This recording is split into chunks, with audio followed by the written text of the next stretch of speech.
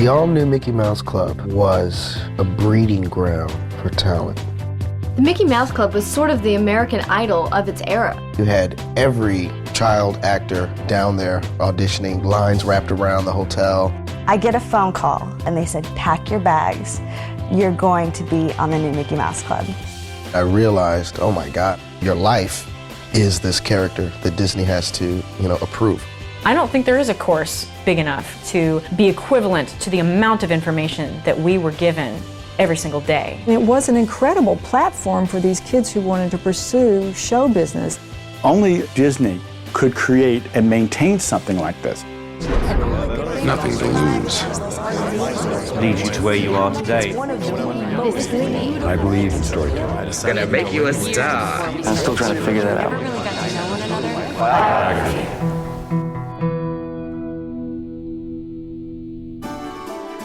It's been more than 50 years since the Mickey Mouse Club burst upon the national scene. The Disney television show was revolutionary, a show for kids, starring kids. Over the years, the show faded in and out of the cultural landscape, but by the early 1990s, it had hit its stride again and would become a remarkable training ground for some of the hottest young music and film stars in America today.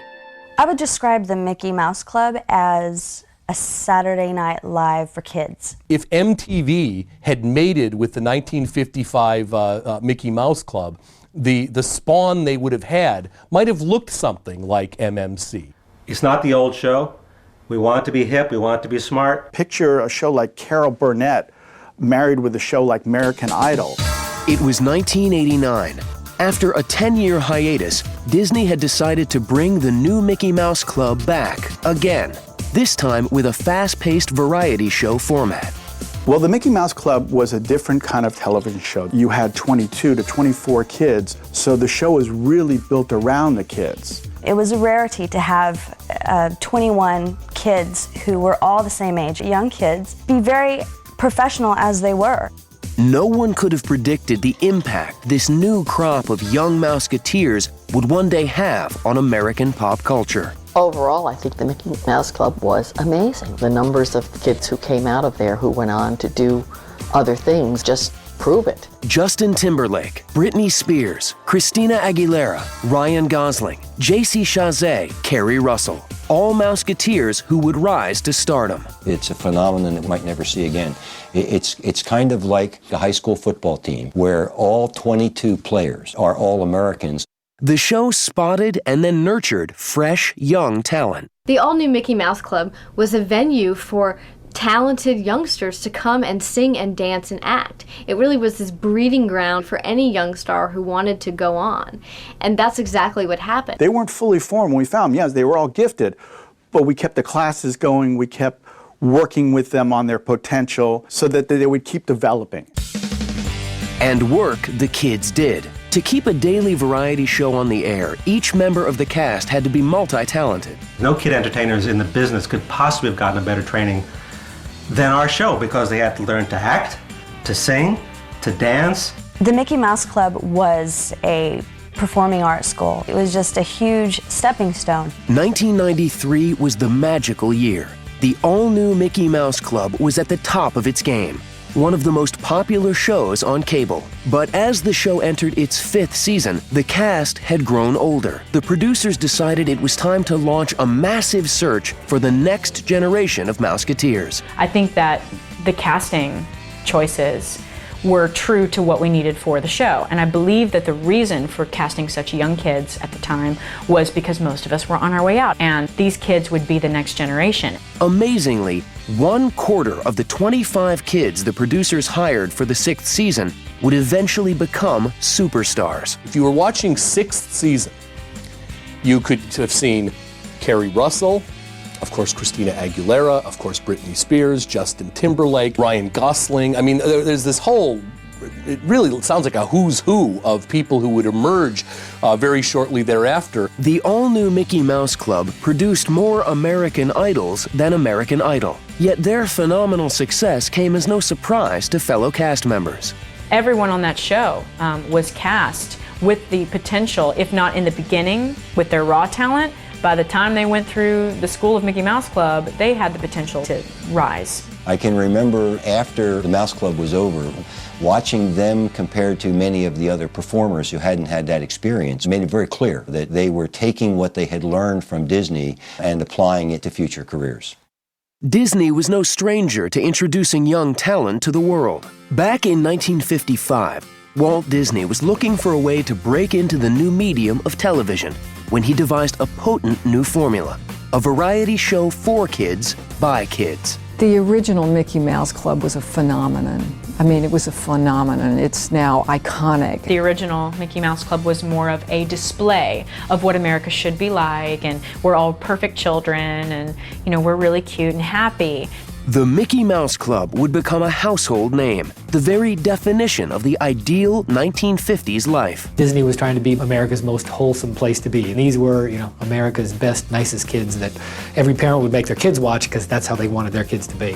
And there were those mouse ears. Every Mouseketeer wore them, and it was evident Disney knew how to market to kids. Every kid wanted one of those mouse ear hats. They very aggressively merchandised from that show. It was a great marketing gimmick because, again, even people who haven't seen that show know that show because they know the kids wore the ears and they danced around.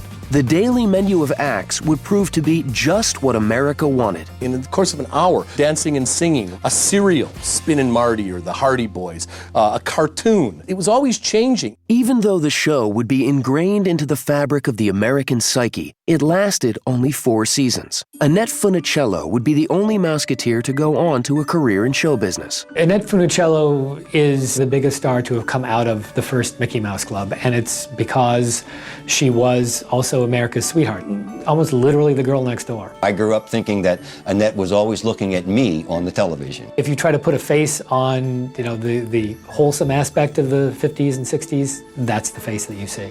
And that was the image that Disney wanted to portray, and nobody personified that better than Annette Funicello. Disney tried to rekindle the magic of the original Mickey Mouse Club in 1977, but the show never clicked with a more sophisticated generation of kids. They made the mistake of trying too hard to doll this thing up for the new decade, for the 70s, which was a hard time to put any programming together because we were in the middle of this kind of cultural transition. The old Mickey Mouse Club song is now given a disco beat, which seemed almost blasphemous. This just wasn't what kids were looking for at the time, and parents might not have liked it so much because it didn't look like their Mickey Mouse Club. After 4 seasons, Disney pulled the plug on the Mickey Mouse Club, but that would not be the end of the show. In 1989, Disney had just completed a massive new project, the construction of a new attraction at Disney World in Orlando, the Disney MGM Studios. It is to Hollywood of the 30s what Main Street was for Walt Disney in the 50s going back to the turn of the century. It is a romanticized view of that great era that maybe never was, but we kind of like to think could have been. The only question now was how to get the tourists to come. They had this new theme park, the Disney MGM Studio theme park, which had studios, which they had to provide a tour for. That was the attraction. There was one problem. They didn't have any shows to put in their studios. It's a town that's been very much shaped by Disney. It was all about the many, many tourists who came to Orlando, and yet they wanted to make it authentic. And so they had sound stages. They wanted to put real productions there. And so as it kicked off, the Mickey Mouse Club was one of the very first productions at Disney MGM Studios. Disney executives wanted the Mickey Mouse Club to be more than a backdrop for tourists. They wanted a TV hit. But to make that happen, they knew they would have to reinvent the show. Once the 70s Mickey Mouse Club had been played, which was so bad, then you could go and do another version of it, and in comparison, it wouldn't look so bad. They know they didn't want it to be the 50s style with the mouse ears and these, very cute kids, and this is what we associate with being old Disney. So they wanted something that, and the word was always hip. Their feeling was, to make it go, they had to make it more hip and modern. It was never about being what the other show was. It was always about being a show for a new generation. To make the Mickey Mouse Club resonate with modern audiences, Disney would have to leave some of the old staples behind. Gone were the cereals and the mouse ears of old. The producers needed hip, talented kids with star power to carry the show. But how do you assemble a cast of kids who are each one in a million? They wanted kids who sparkled on camera. You did it in your living room. Okay, hit your mark and do it now. It was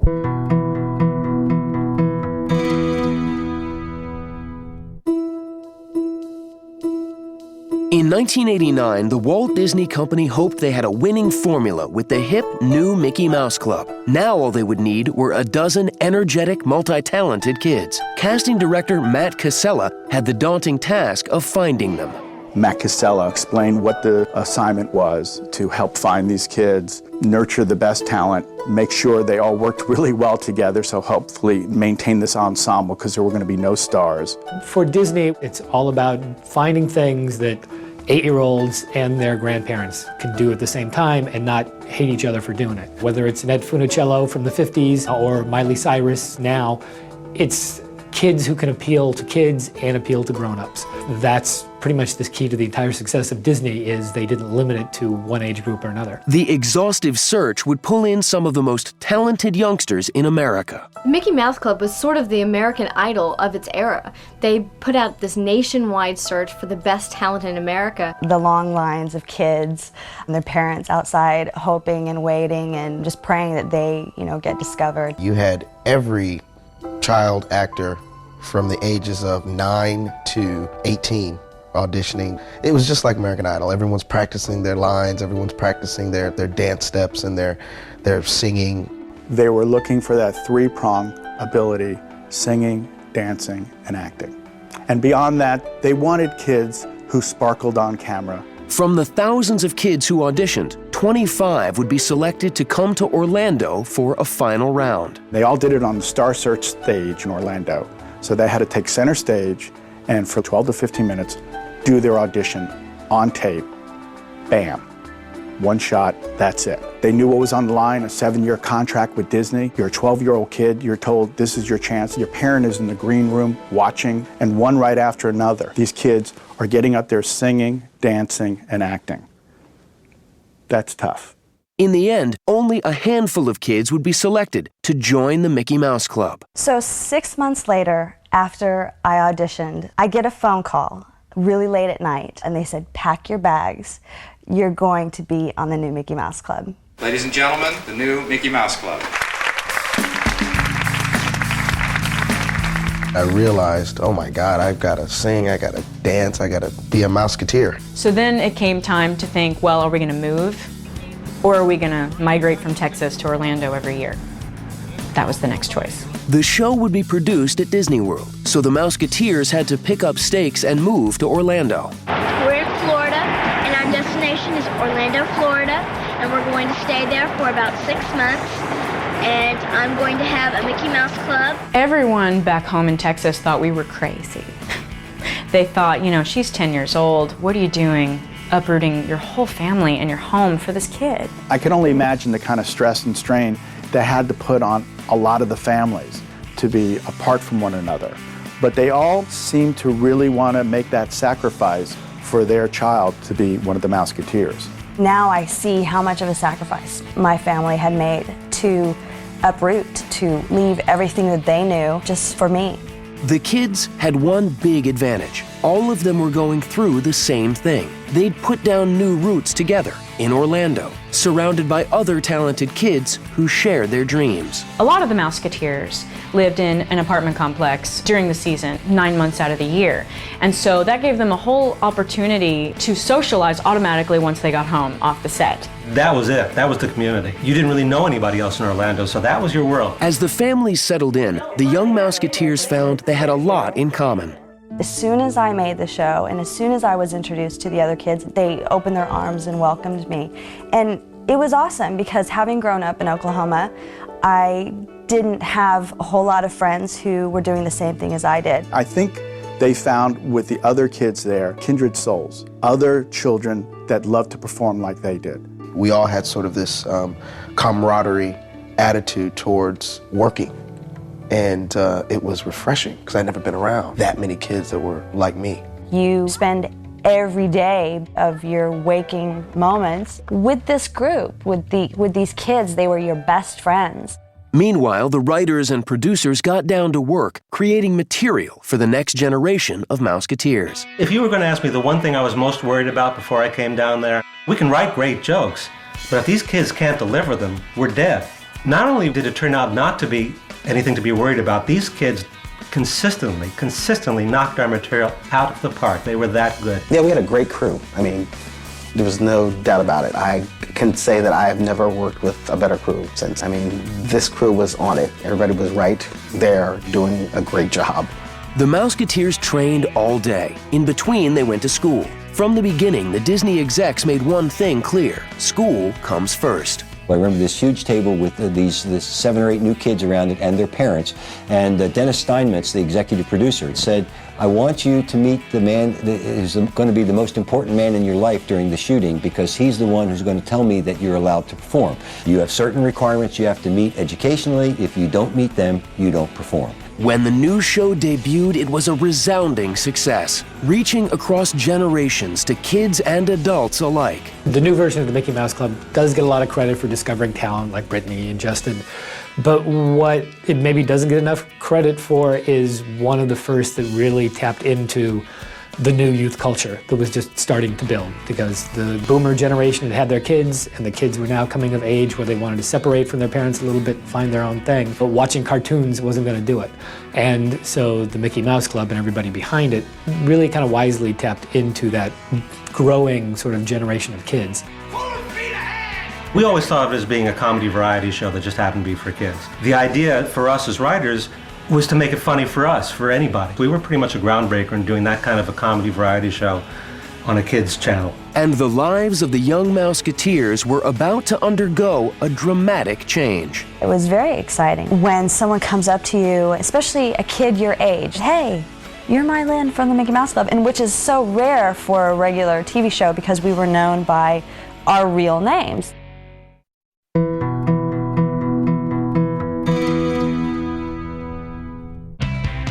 In the summer of 1989, the young performers of the all-new Mickey Mouse Club got down to work. It was a boot camp for talented young performers. Not only were they expected to perform, they were also expected to perfect their craft. The Mickey Mouse Club was, you could best describe it as a performing arts school. This was not a typical TV show. I mean, we learned so much. There's really no better place to train, I guess, than being part of a Disney machine.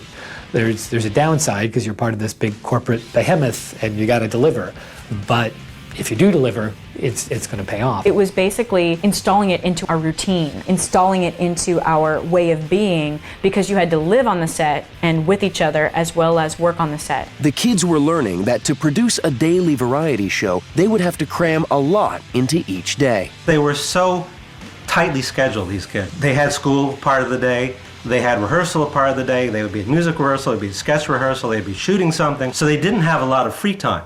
And I used to say to them, you will never work as hard as you're doing on this show.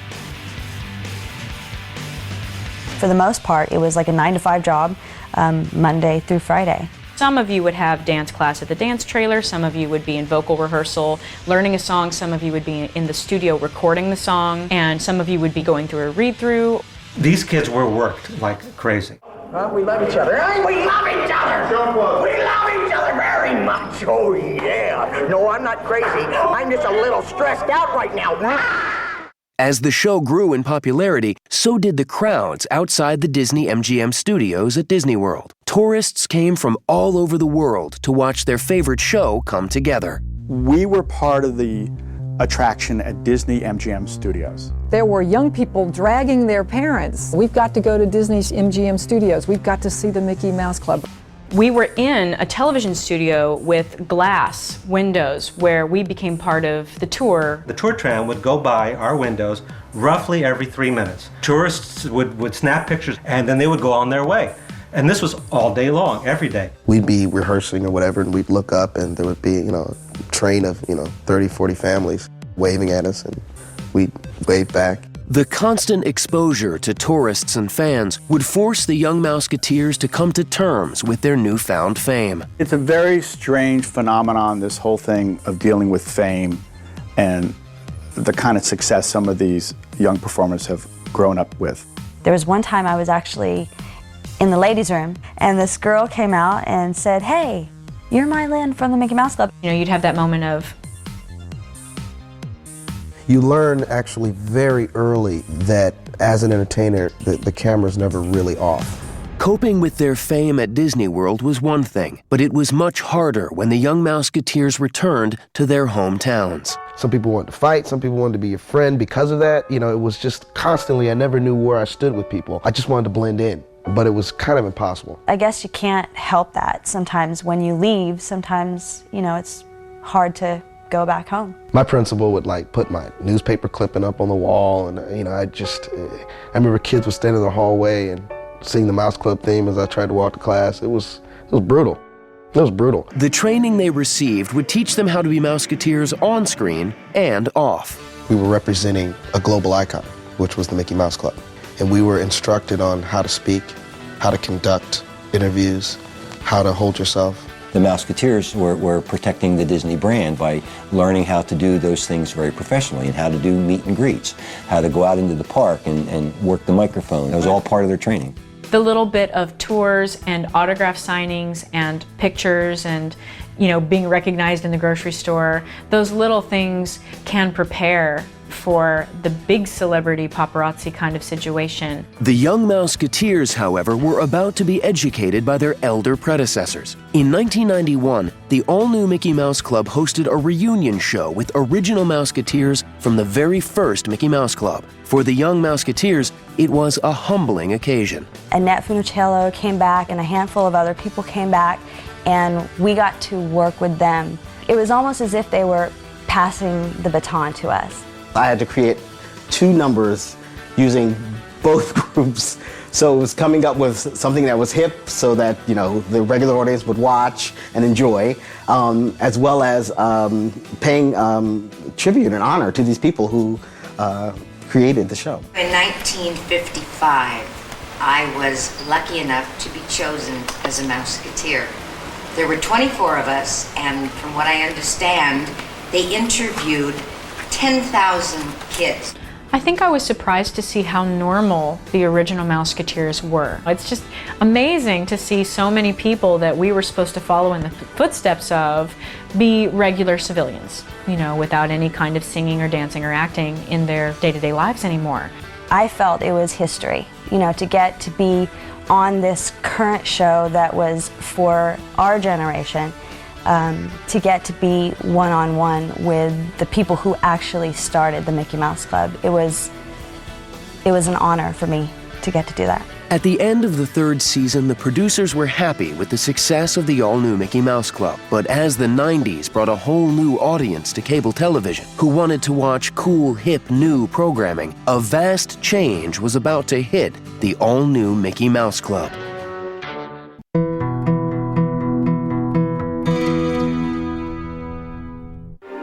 It was the early 1990s, and after 3 seasons of the all-new Mickey Mouse Club, the producers felt it was time for a change in order to appeal to the hip MTV generation of the 1990s. The solution? Hipper, older Mouseketeers. The revolving door of the Mickey Mouse Club was definitely prevalent in the middle of the seasons because you would have a pretty close-knit family, but every year someone would leave or come in. At the time, I think they were looking for people that would create a sort of what they called a hip tone. The new Mouseketeers they brought on were older than the original cast. The producers hoped they'd help the show reach a hip, edgy 90s demographic. Keri Russell, J.C. Chazet, Tony Luca, and Dale Godboldo were among the new faces of the all-new Mickey Mouse Club. Season 4 was a definite change in the whole scheme of the show. We were very interested in pushing the Disney envelope at that point, and fortunately that cast had come in and they had the desire and the passion to learn as well as explore what they could do. Keri Russell, Tony Luca, J.C. Chazet, Dale Godboldo, all of these people come in and they're older, they're hip, and they're all in their own right very talented. We were passionate about what we were doing, and it showed, and we had a good time. I think anybody that watched the show tended to love it. With this new class came a new social order.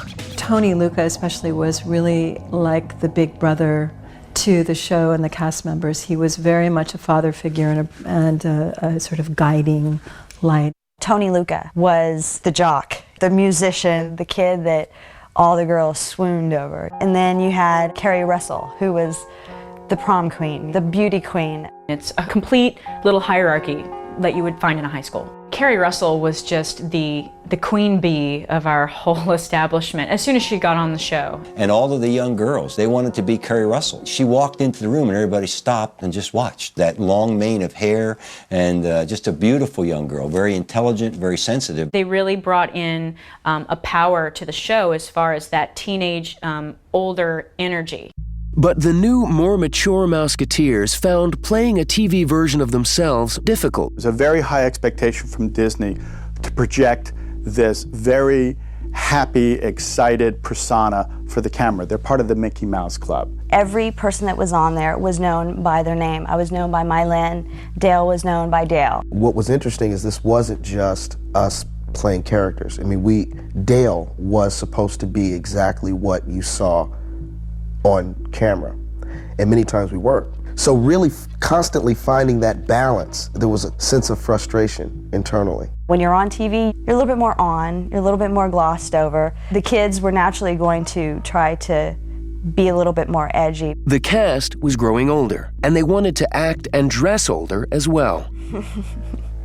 There were a few times on the Mickey Mouse Club where I would try to push for my skirts to be a little bit shorter. I think the cast members had the opportunity, to a certain extent, to rebel within the context of the music numbers and take that energy, I should say, the energy of rebellion, and put it into their performance. And that's what made a lot of the performances so incredible. There was a tug of war going on between the Disney version of ourselves and our real version of ourselves, being teenagers, ready to, you know, in hindsight, it's rebel. But at the time, this is who I am. This is what I'm about. This is what I want to do. This is who I want to be. They would bring in people who were slightly older and, you know, more in the middle of their teenage years, and, you know, they've had more of a life outside of the show, and they had more of the attitude to rebel. That older cast, I could have wrung their necks. The Mouseketeers sometimes needed to be reminded the Mickey Mouse Club may be the cool, hip place to be, but it was still for kids. They wanted to come out, whether it be in a song or in a comedy sketch, and just do something a little bit more outrageous, a little more cutting edge. And invariably, I was asked to go to them and say, look, we have to bring it back. You got to remember, this is the Mickey Mouse Club. But there was a sketch that was supposed to be a used car salesman. The character's name was Slick Farley. I tried to make him a pimp. I wanted to just really, you know, push it and go out there. Dale's an extremely gifted comedic actor, just straight up a talented actor. But he has a gift for comedy, and he had this wonderful character that would be more appropriate on Showtime or HBO.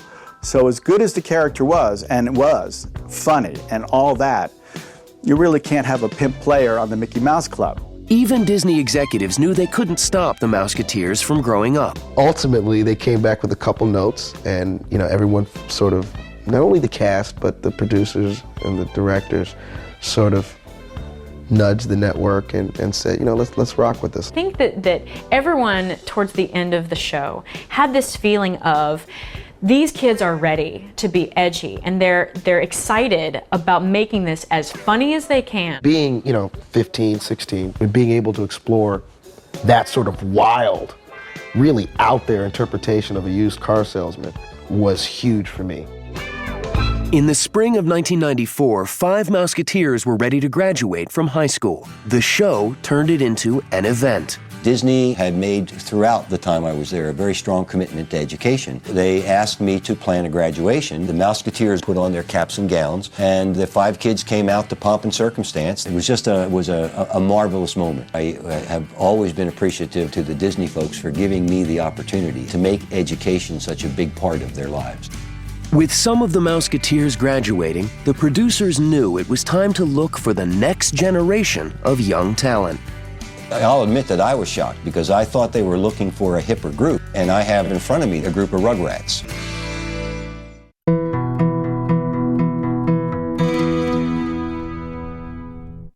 In In 1993, the all-new Mickey Mouse Club was a cable TV hit, but the cast was aging. Some had moved on, and some of those who stayed were already 4 years older than when the show first aired. It was time to begin the search for a new generation of Mouseketeers. As auditions began, casting director Matt Casella once again hit the road. This man went all over the country with his camera and found amazing talent. All you have to do is look at the roster of kids that are the graduates of the Mickey Mouse Club, and you realize what an eye for talent this man had. Casella had discovered Keri Russell and J.C. Chazé the previous season. Now, after auditioning 24,000 kids, he added 6 more kids to the cast. Among them, Justin Timberlake, Christina Aguilera, Britney Spears, and Ryan Gosling. The new class of '94 was nothing short of astounding. The final revolving door was with the young ones, and it was a huge change because we had gradually been getting older Mouseketeers, and now we were getting all of these young kids. There was some, I guess, hazing that went on from the older Mouseketeers who didn't want to be fooling around with these little kids. They were little and they were young, little and young. So here I am, like they come up to my chest, and they're just so petite. And I'm thinking, how is this show gonna mesh? Mouseketeers who had once looked up to the older members of the troupe now found themselves mentoring the new kids on the block. The whole first month was about them really impressing us, and Christina singing really loud, and Britney doing a whole lot of jumps and kicks, and just over-exaggerating everything because they really want to establish themselves with this show that they've seen on the air for the last 5 or 6 years. But it was inspiring too, because these kids, man, they came with so much talent and that same drive we had when we started, so they came ready to work, so there was never any looking down on them and anything like that. The older Mouseketeers were reluctant to play with the little kids, but there was no denying their talent. Christina Aguilera sounded almost as good at 11 years old when I met her as she does now. She was this little 4'0" little girl with a voice that sounded like Aretha Franklin. It was she was a freak of nature in terms of her talent. Justin was an all-around good little kid. I mean, he had good morals, good values. Of course, he was close to his mother, his family. He loved music, and he was funny. Britney was just a dynamic performer. She was just very aware of herself and very confident, and she was wonderful to work with and would try anything. Ryan especially, I was very taken with because I thought he had amazing acting ability. The younger Mouseketeers formed the same bonds that previous generations of Mouseketeers had formed. Christina and Britney were hand-holding, skipping friends. I mean, they were all over the hallways, just giggling, and they were the only two their age, girls. So it makes sense. When Britney and Christina got to the Mouse Club, they sat side by side in class. They shared concerns about schoolwork. They both idolized Keri Russell. Justin Timberlake especially learned from his elders. He was actually a fortunate young man because he was cool enough that he made friends with JC, he made friends with some of the older guys. I think it was kind of a surprise that some of those really young kids did fit in as well as they did in the very beginning. It was definitely like, big brother, little brother, sort of, these young whippersnappers coming on up. All right, let's show you the way of how we do things around these parts. To give all 25 Mouseketeers a chance to perform, the show underwent an overhaul. The format shifted from a daily variety show to a weekly concert show. We went to sort of a concert format.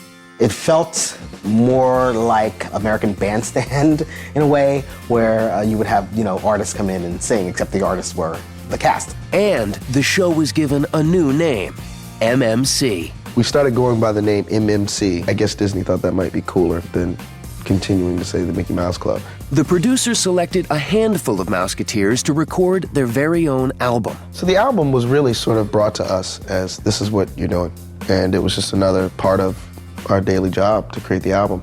And we got kind of excited about it because we were doing something different. MMC was more of an extension of the show. We were still Mouseketeers, but we did a USO tour, we did a Target tour, we did perform and we had solos and sang live, the whole shebang. Pulling Mouseketeers for a side project was not a new idea, as Disney had done so in the 3rd season with a group called The Party, a band comprised of Mouseketeers. The Party was the 5-person group that were members of the Mickey Mouse Club, and Hollywood Records produced an album, and they went on tour, and they did music videos. So they took 5 that they thought had a good look, and could sing and or dance. It meant a lot to be in the party because that meant that you were an older, attractive, cool kid. Though the party had not been as successful as planned, the MMC album was the best way to transition the new generation in, while the veterans found another platform for their talents. MMC was the later album, which was 12 of the Mouseketeers, but only 8 of them went on tour. And we actually went on tour to Target stores across the country. All of a sudden, they were living the life of a pop star, miniature versions of what NSYNC became or what Britney became. But producing the show was becoming more and more of a burden. The show was very expensive to produce. The kids had reached an age where they were ready to go on. If you look at the last cast production shot that we took every year, you could see the older kids are not in the best mood, but the younger kids are just beaming. I think Disney and Universal found out that they could make their theme parks succeed without original production. We all knew it was coming. We all knew it was coming, and some of the older Mouseketeers were wishing for it. In the spring of 1994, the Mouseketeers were notified that the show would be canceled. I think the old ones were ready to go. The young ones weren't ready to go because they wanted at least one more year on the Mouse Club. We all knew we were going to make it. There was no question about it. We just had to finish this little show called the Mickey Mouse Club, and then we're off to make it, Oscar-nominated pictures.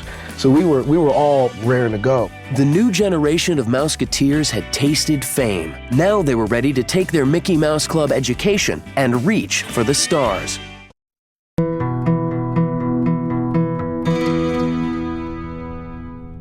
In 1994, the all-new Mickey Mouse Club was canceled after 7 seasons as it was deemed too expensive to produce. While the veterans were happy to move on, the younger Mouseketeers were just getting used to the spotlight, and they weren't ready to give it up. Justin Timberlake was the first to make a move. He teamed up with former Mouseketeer JC Chasez to form the boy band NSYNC. Honestly, I think Justin and JC hooked up because of ping pong and basketball. They had all the right stuff to gel perfectly with those kids. I mean, it was almost kind of like they were meant to hang out together, and obviously that worked out.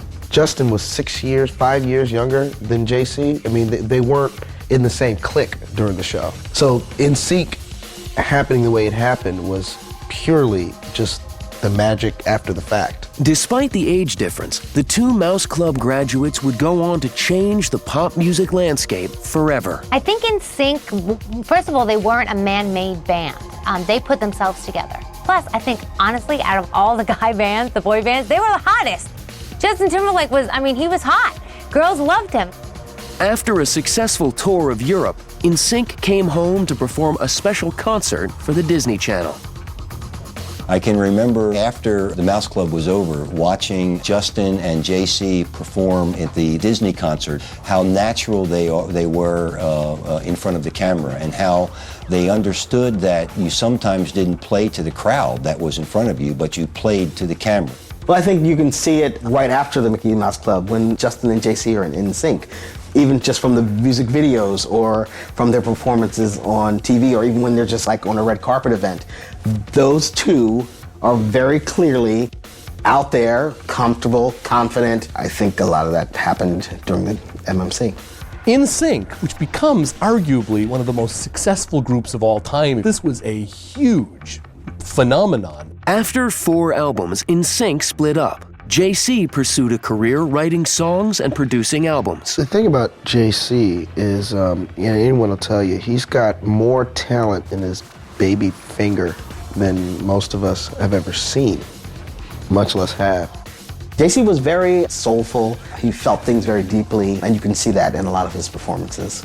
But it was Justin Timberlake who would go on to superstardom. I think the whole entire NSYNC era, you always knew that in the end, Justin was going to go solo. Besides NSYNC, Justin's connection to the Mickey Mouse Club continued in one other important way. The young puppy love he had shared with fellow Mouseketeer Britney Spears had blossomed into an adult relationship. On season 7, Justin and Britney were boyfriend and girlfriend. So Justin and Britney did start out pretty early wanting to develop something more than friendship. I think People accepted Britney Spears and Justin Timberlake as a couple because, well, one, we remember them from the Mickey Mouse Club. They were the king and queen of pop at the time, and so it just worked. They belonged together. The relationship, however, would not last forever. After 4 years together, the king and queen of pop split up in 2004. He said he was devastated. He said, it really hurt him a lot because of what happened. Him writing music and starting his solo career, it might have helped him. Maybe breaking up with Britney kind of pushed him a little bit. And Justin's solo career exploded with 2 critically acclaimed albums, Justified and Future Sex Love Sounds. Justified proved that he was a formidable solo act, but Future Sex Love Sounds proved that he was a superstar. Justin Timberlake would not be the only Mouseketeer to make it to the top. In the late 90s, Britney Spears burst onto the pop music scene. With 3 phenomenally successful albums and 7 chart-topping singles, Britney Spears took her place as the queen of pop. Britney Spears comes out with her schoolgirl outfit and she sings "Hit Me Baby One More Time," and that's it. I mean, guys loved her for the kind of innocent sexiness that she had, and girls wanted to be her, and it just took off from there. Yet the more successful Britney became, the more her personal life became fodder for the tabloids. All the other drama in her life, it just distracts from the music. Those who knew her as the innocent young Mouseketeer with the sweet smile are left to wonder, how could this happen? To see what Britney's going through now, it hurts. And it happened so quickly in a number of years. All of a sudden, she blew up into this worldwide phenomenon. And I gotta believe that would be difficult for anybody to deal with that kind of scrutiny. The one thing the Mickey Mouse Club didn't teach us is how to be private. It's impossible in any way to prepare for the level of success that she had, and the level of scrutiny, and the level of all eyes on me all day, all night, every day. I don't think anything can prepare you for that. While Britney was on top of the world, she opened the door for another Mouseketeer, Christina Aguilera, who rose up to leave her own mark on pop music. She used her big voice to win 5 Grammy Awards, as well as multiple nominations, including one for the critical smash, Back to Basics. She's amazing. She's got an incredible voice. She can dance. She's sexy. She's gorgeous. And I think if she keeps doing what she's doing now, she's going to be around for a long time.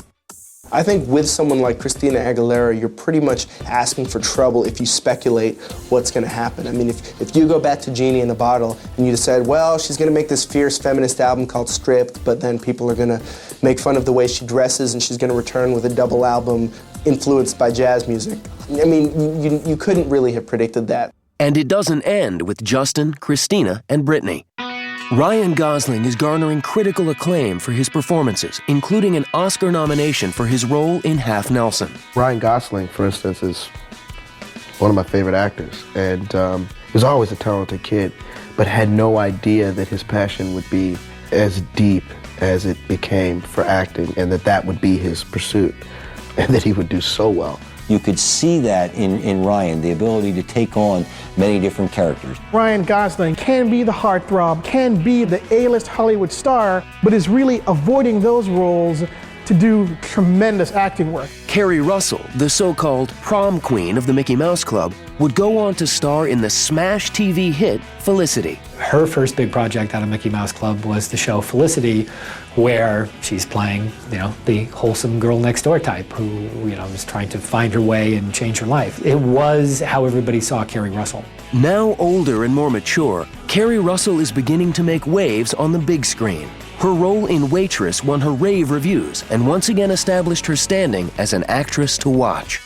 Meanwhile, Disney continues to nurture yet another generation of budding stars with shows like Hannah Montana and High School Musical, reprising the winning formula established with the all-new Mickey Mouse Club. I think what happened was they learned their lesson from the Mickey Mouse Club, that they should hang on to these talents. It's like whatever we learned was so second nature because we did it so much, so young, for so long, that it's just like breathing. Even though the Mouseketeers have since shed their mouse ears, and the Disney MGM studios have since changed their name to Hollywood Studios, fans can look back at a young Justin, an innocent Britney, and a determined Christina, and watch them when they were just kids, learning how to be pop stars. The Mickey Mouse Club for me was the most memorable time of my life. Just the most amazing, memorable time of my life. The All New Mickey Mouse Club created an environment that I don't think could ever be recreated in terms of its ability to aggregate so much talent in one place. Their talent was just there, and it wouldn't, I guess I could say, their talent would not be denied. Sorry. They were just that good.